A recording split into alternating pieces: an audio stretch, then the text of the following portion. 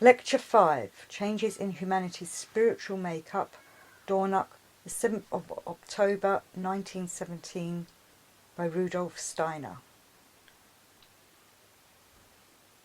The spiritual constitution is such today that we are getting to know grave and significant truths and insights, as you have seen.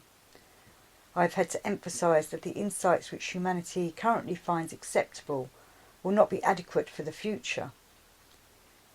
But we must know the reasons why such insights are not adequate. If we are to connect ourselves in all seriousness and dignity with the impulses which really have to be given for the further evolution of humanity. What I want to say today is perhaps best understood if I start by going back to the 4th post-Atlantean period. As you know, this began in the 8th century before the mystery of Golgotha, and ended in the 15th century after the mystery of Golgotha, when human beings essentially related to the environment, the outside world, in a very different way from the way in which we inevitably must do today. I have often stressed that human evolution has to be taken seriously.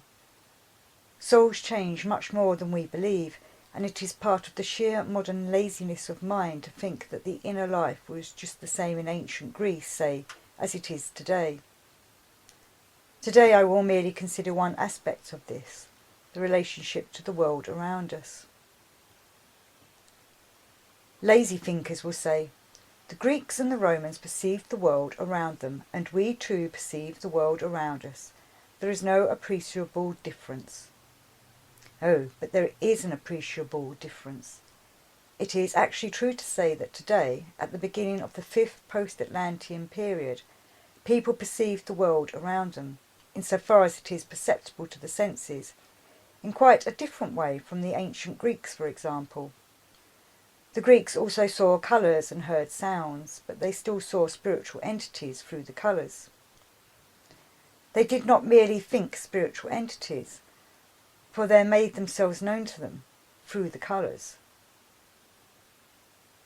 In my book, Riddles of the Soul, I attempted to make this peculiarity of the Greeks into a thread running through the whole book. Modern people think thoughts. The Greeks did not think thoughts in the same degree. They saw the thoughts which came to them out of the world they perceived around them. Instead of merely being red or blue, the red and the blue in the world around them told them the thoughts which they would then think. This created an intimate relationship to the world. It also created an intense feeling of being connected with an environment which had spiritual qualities. The nature of the human constitution was totally different in the 4th post-Atlantean period, and perceptions were therefore different.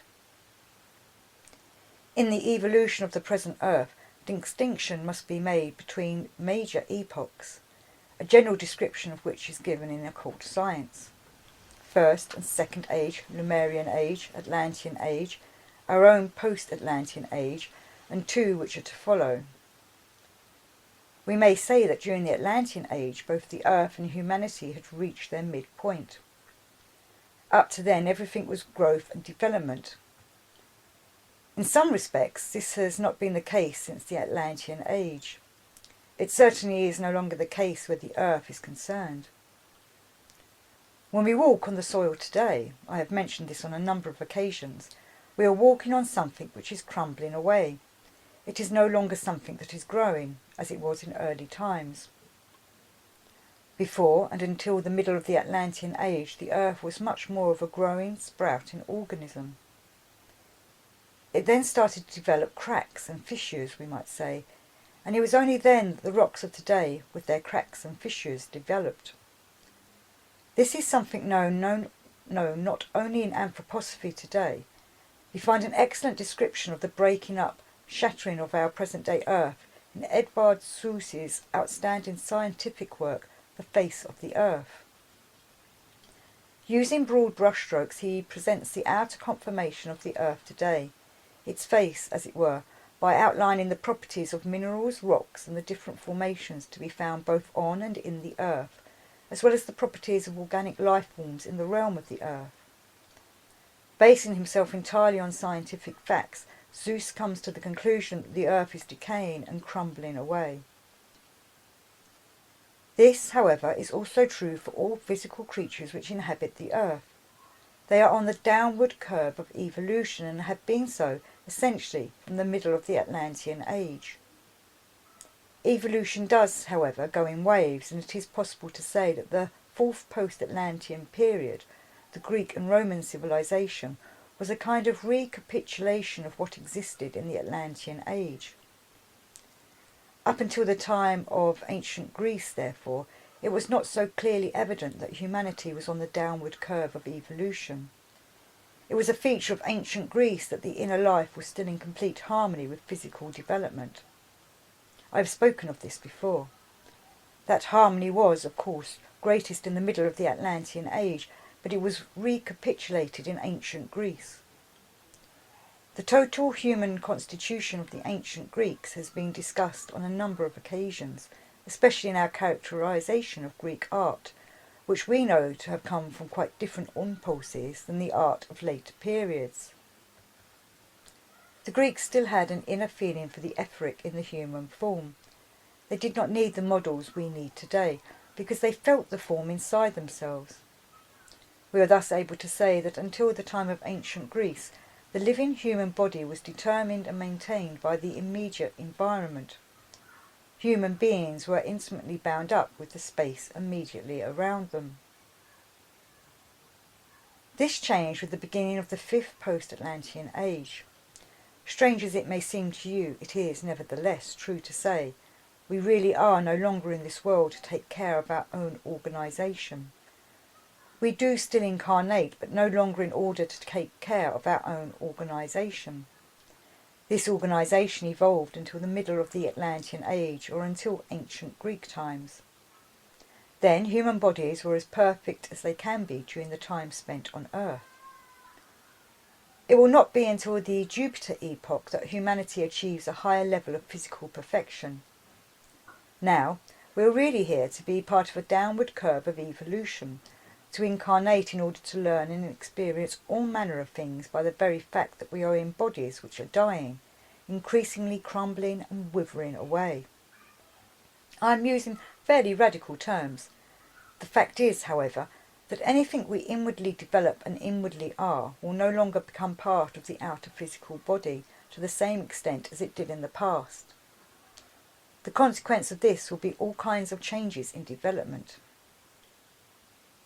In March this year, a very important person died in Zurich, Franz Brentano.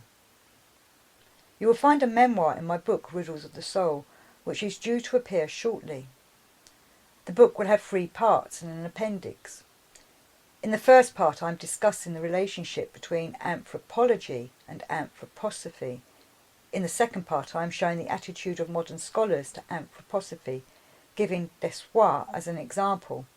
And in the third part, I intend to show how Franz Brentano, a man with a fine mind, was held in thrall by modern science, but nevertheless came as close as anyone can get to anthroposophy with his psychology. The appendix will give brief outlines of aspects which in the present situation can only be touched on, though they might well provide the subject matter for several volumes. I have made it into a number of short chapters in the new book, because the times are getting more and more difficult today, and the situation does not permit a more extensive treatment. With some of the things which are written in this manner for the present time, one does have the feeling that one is in a way writing something of a testament.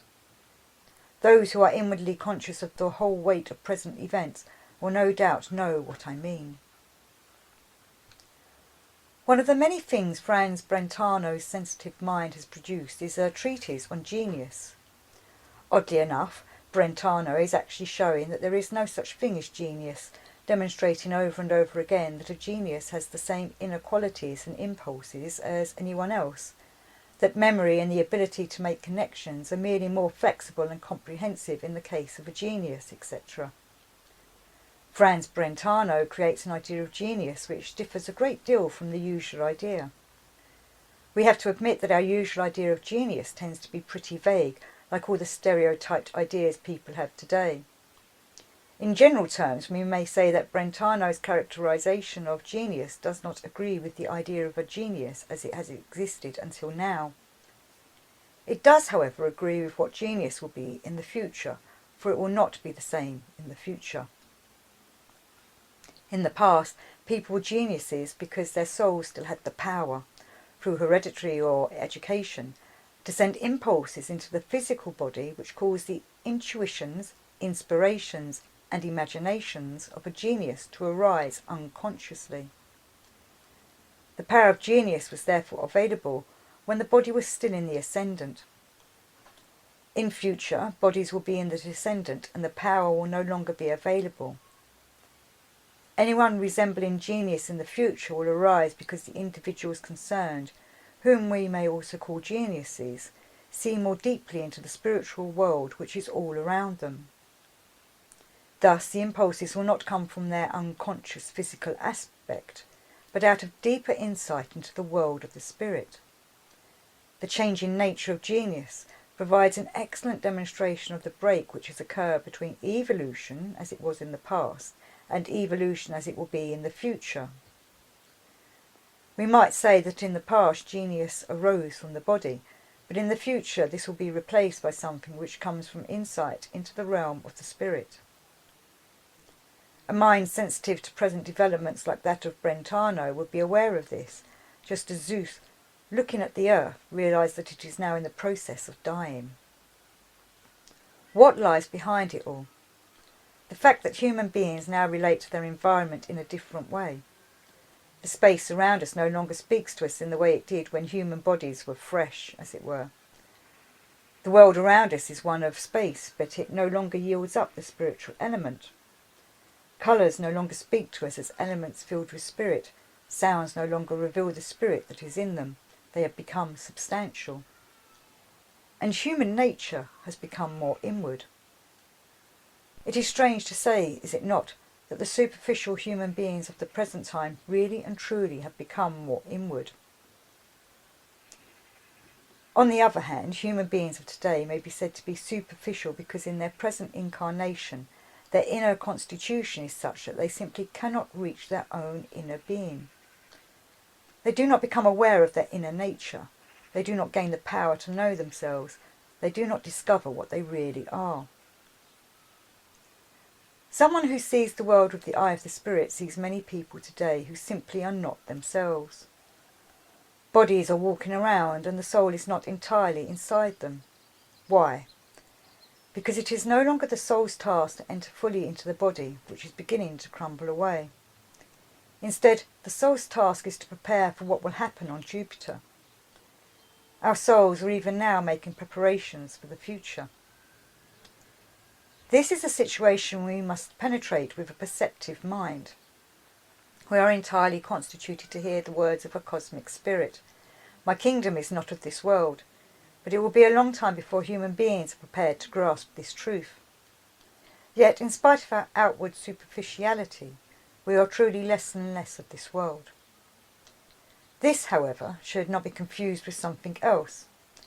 People might well believe they could now walk around like Nietzsche's followers who called themselves tawny beasts, saying, "We are in the world of the spirit, we do not belong to the physical world." The answer to this must be, the part of yourself of which you have knowledge does belong to the physical world. The rest is occult, it is hidden. Nevertheless, we have the task of using all our powers of insight and all our inner strength to become aware of the essential element in us, which can no longer give itself completely to the body, nor penetrate the whole body. We must see ourselves as candidates for the Jupiter age. This will only happen gradually, however. For the time being, human beings still continue in what they receive from their environment. It means that they continue in something which is below them. With every incarnation we withdraw more and more from the body, so that to some extent we are hovering above it. If this were not the case, and people had to depend entirely on being like the ancient Greeks, the prospects for the further development of humanity would be dire indeed. Strange as it may seem, conscientious occult research aiming to penetrate the laws of human evolution reveals a truth which may well cause dismay at first sight. It shows that, in a time not all that far ahead, possibly as early as the 7th millennium, all women will be infertile on Earth. The withering and crumbling of human bodies will go so far that this will happen. Just think, if the relationships that can only come into their own between the inner life and the physical body were to continue unchanged, people would no longer find anything to do on Earth. The fact is that women will no longer be able to have children, even before the Earth has gone through all its stages. Human beings, therefore, have to find a different way of relating to earthly existence. The final stages of Earth evolution will make it necessary for them to do without physical bodies and yet be present on Earth. Existence holds more mysterious than people would like to think when they base themselves on the primitive ideas of modern science. There was an instinctive feeling for this in the twilight of the 4th and the dawn of the 5th post-Atlantean age. Things were said then which relate to developments in our own age. They could not be understood, however, and people often did not even properly understand human nature. Think of the seemingly brutal teaching of St. Augustine, for example, and also of Calvin, that some people were destined to be blessed, others to be condemned, some to be good, therefore, and others evil. Such was the doctrine. It seems brutal, and yet, seen in the right light, such doctrines do not seem entirely wrong. Many things which seem wrong are also, to some extent, relatively right. Knowledge of human nature at the time of St. Augustine and in the centuries which followed did not actually relate to the human mind and spirit. As you know, the human spirit was decreed to be non-existent at the Council of Constantinople. But to the human beings who walked the earth, let one try and put as clearly as I can what this is really about. You may meet one person and then another, and in St. Augustine's terms we might say, this one is destined for good and that one for evil, but only the outer physical body, not the individual personality. The latter was not even discussed in Augustine's day. If you have a number of people, you may say, but it only has come to have meaning in more recent times, and it would have been meaningless at the time of the ancient Greeks. These are human souls. They do, of course, fashion their own destinies. No impulses come to them from predestination, but they dwell in bodies destined for good or evil. As Earth evolution progresses, human beings will be less and less able to develop their souls parallel to their bodies. Why then should it not be possible for an individual to incarnate in a body, the whole constitution of which destines it for evil? The individual can still be good inside such a body, but the connection with the physical has become less close. This then is another awkward truth, but a truth which we must make our own. In short, human beings are becoming more and more inward, and we must seriously come to realise that during the final epochs of Earth evolution, they will withdraw from the outer physical body. It will, however, need the brutal reality of the facts to get human beings to accept these things, and this can only be gradually, as I have said on a number of occasions. The facts will force them to know these things. Looking at the way people appear on the outside today, we get one image. Looking at the way they do not immediately appear on the outside, we get another image. Today, the two images are no longer in complete agreement, and they will agree less and less as time goes on. It is really necessary for people today not to rely entirely on outer appearances if they want to form an idea. They have to base their ideas on the things which influence human beings out of the spirit. In the future, ideas like these will be particularly vital in everything connected with politics, the social sciences, and so on, and especially also the sphere of education. Ideas coming from the natural and not from the spiritual world can no longer adequately meet human needs. Hence the inadequate political and social theories we have today. People want to base their judgment only on their physical environment. They do not want to be inspired by anything of a spiritual nature. This is the reason why their theories and political programs are so inadequate. We are living in an age when programs like the one which Woodrow Wilson is presenting are no longer appropriate. The age demands world programs created out of other depths. It will need the assistance of the Spirit to make the world programs today. People have not yet reached the point, however, where they can really be conscious of the truth of everything I've just told you. They are lumbering behind. They have been people of the 5th post-Atlantean age for a long time, but they still want to think like people of the 4th post-Atlantean age. That was right. It was great and truly in harmony in ancient Greek times. It is utterly wrong, however, to think like a Greek today. The Greeks were given everything they needed from their environment, an environment which no longer exists today. In many respects, one first of all notes a form of hatred or dislike arising, hatred being merely another aspect of fear, when it comes to taking an inward look at the human being. People want to limit themselves to the outer aspect, and so we get echoes of the past that are nothing but echoes of a time when human beings were not fully in control of their lives. A very interesting phenomena, one I would ask you to take a really good look at, is the following. Imagine we have a number of people putting their heads together in a meeting. Let us say illuminated minds are meeting all the time nowadays. Well, the actual spiritual element has already separated to some extent. It really is no longer entirely present in those heads, but it has become inward. If there are thinkers present at the meeting, even superficial thinkers, the real heads are hidden from view. The people who are sitting there are not aware of them, and so it may be that you get meetings or individuals with old ideas running on like clockwork in these visible, physical heads. These people have no idea of the demands of our time, but their automatic minds may bring up all kinds of echoes from the past. It is interesting that such things happen every now and again.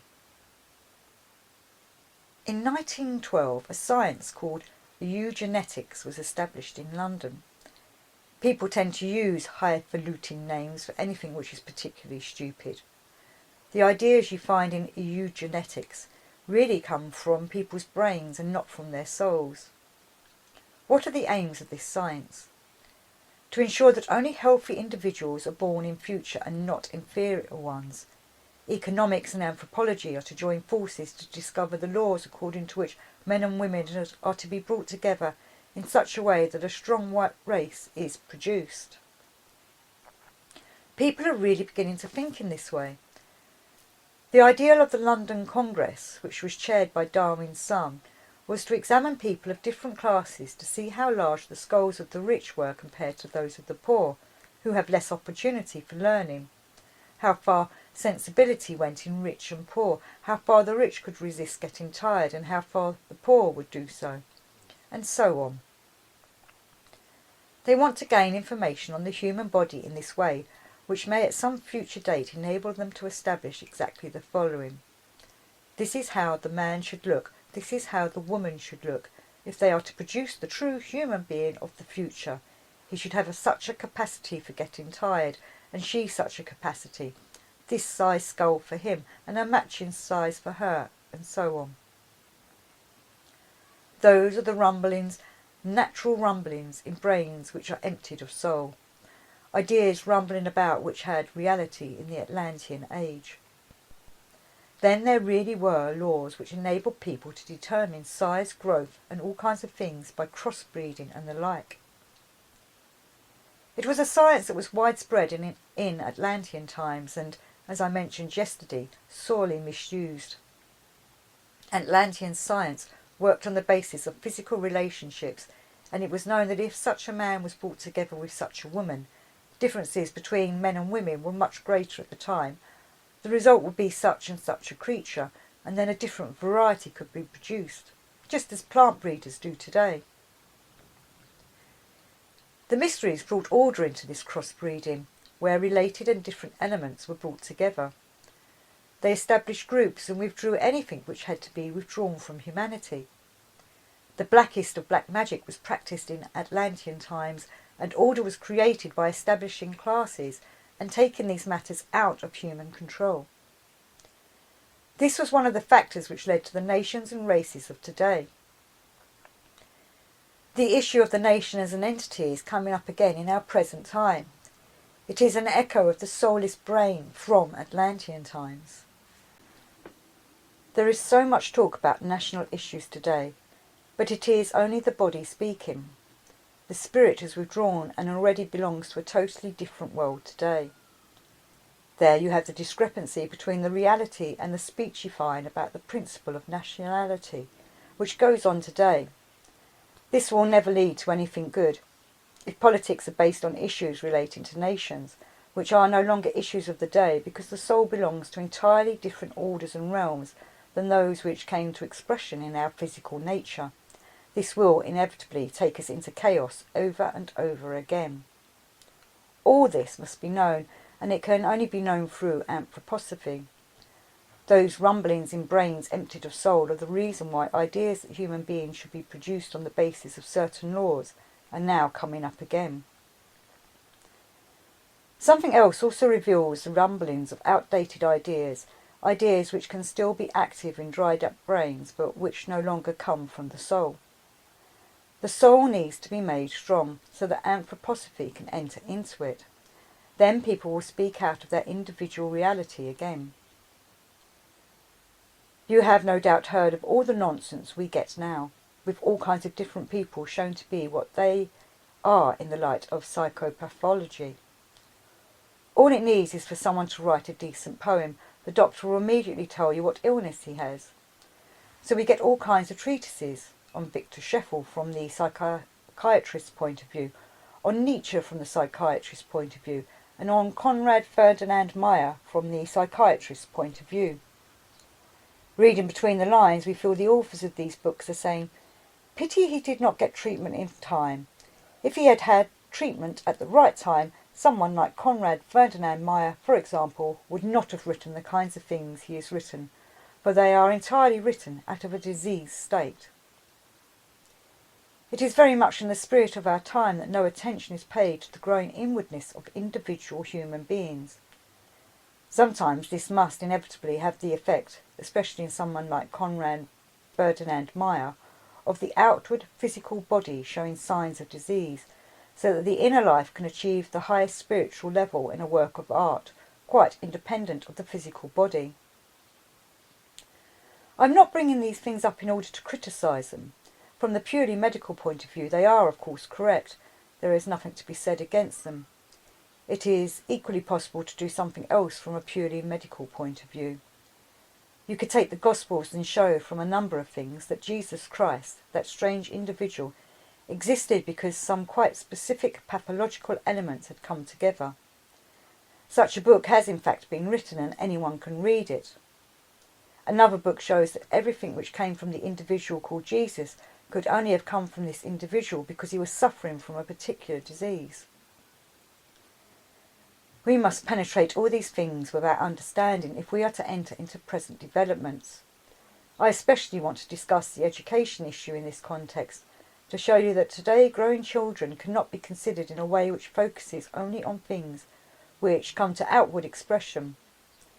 If we were to do so, our efforts at education would sometimes simply fail to reach the element which is now becoming more and more inward.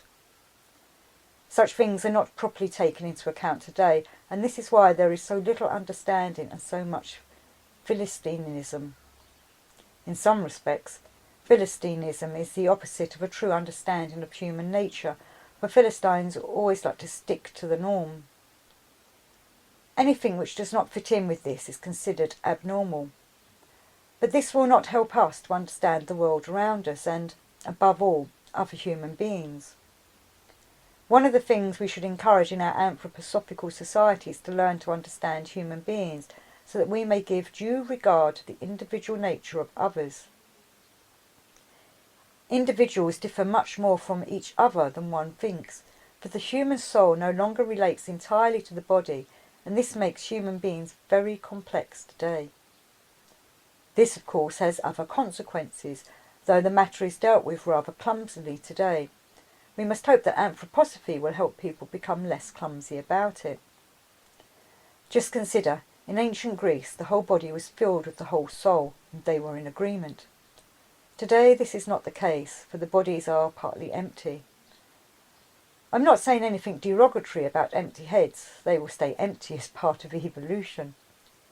In reality, however, nothing stays empty in this world. The heads are merely empty of something which was destined to fill them at another time.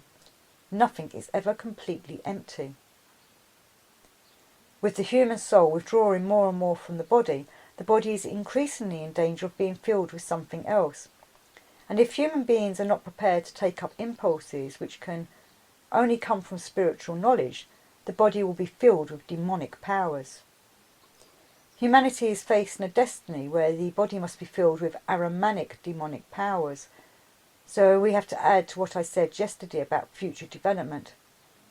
There will be people in future who are Tom, Dick and Harry in ordinary life, which is something determined by social circumstances, but their bodies will be emptied to such an extent that a powerful Ahrimanic spirit can live in them. One will be meeting Ahrimanic demons. Human beings will not be what they appear to be. The individual person will be deep down inside, and outwardly one will get a totally different picture. This shows the complexity of life to come. It is reasonable to say that there will be situations in future when it will be difficult to know who one is dealing with. Ricardo Hucci's longing for the devil really arises from what will be coming in the future. The institutions and ideas, especially the social ideas people have today, are abstract and crude. They are clumsy in the face of the complexities that are lying ahead. And because people are not able to have ideas or concepts about the true nature of things, they are sliding more and more deeply into chaos. The events of the war makes this quite clear. Chaos is arising because reality has changed. Reality is becoming fuller and richer than anything people are able to think of or create in their heads. And we shall have to be clear in our minds that we are faced with a choice. To go on beating each other to a pulp, shooting at one another in the way we do now, because we do not know how to bring order into the world or start to develop concepts and ideas to match the complexity of the situation. A spiritual movement must exist where people seek to develop concepts which meet the real situation. There will be vast numbers of people in future who want to stick to the rumblings of the past. Today they are still in the minority. Their concepts, ideas and actions will be based on the outside world around them and on the fact that their bodies are being filled with the Ahrimanic spirit which wants them to form such ideas. We should not fool ourselves, for we are faced with a quite specific movement. At the Council of Constantinople it was decreed that the spirit did not exist. It was dogmatically stated that the human being consisted only of body and soul, and it was heresy to speak of a human spirit. In the same way, attempts will be made to create the soul, the inner life, as non-existent. The time will come, and it may not be far off, when quite different tendencies will come up at a congress like the one held in 1912, and people will say, "It is pathological for people to even think in terms of spirit and soul. Sound people will speak of nothing but the body.